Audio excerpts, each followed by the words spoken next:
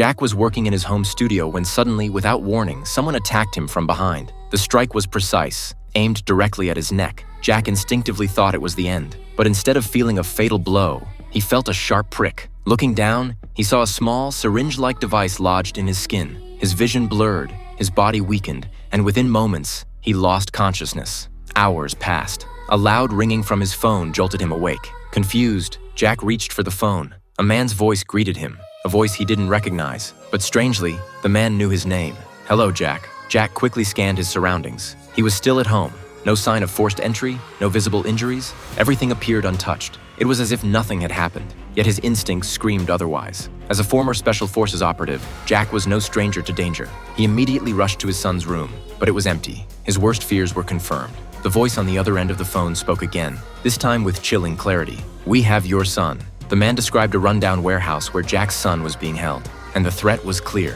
A gas pipe was installed above the boy. If Jack refused to comply, the gas would be released. "Do what we say, and your son lives." Jack had no choice. Even though it was a setup, even though he hated being manipulated, nothing mattered more than his son's life. The first instruction was to head to his own storage unit. Jack wasted no time. When he arrived, the large space was eerily empty, except for a mysterious metal box. Inside was a complete set of military-grade weapons and tactical gear. A bulletproof vest equipped with a hidden camera was also provided, ensuring his every move would be monitored. Outside, he found a heavily armored vehicle waiting for him. Before leaving, Jack made one desperate request. "Let me talk to my son." The man agreed. Hearing his son's trembling voice over the phone, Jack vowed to bring him back safely. The first target? The Kingpin was guarded by a private army and protected by a fortress that seemed impenetrable. But Jack didn't hesitate. With his vehicle loaded with weapons, he approached the massive gates. Without a second thought, he opened fire, taking down the guards with deadly precision. The camera transmitted the entire scene to his captors, who couldn't help but cheer.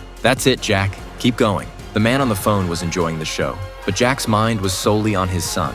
He pushed forward, swiftly eliminating anyone in his path. The enemy soldiers didn't stand a chance. Jack moved like a ghost, a relentless force. Every shot was deliberate, every movement efficient. But just as he believed victory was near, a chilling realization struck him. A sharp pain seared through his side. He'd been shot. Someone had ambushed him from behind. Jack staggered, his vision dimming. He collapsed to the ground. The mission was far from over. And now, Jack's life hung by a thread.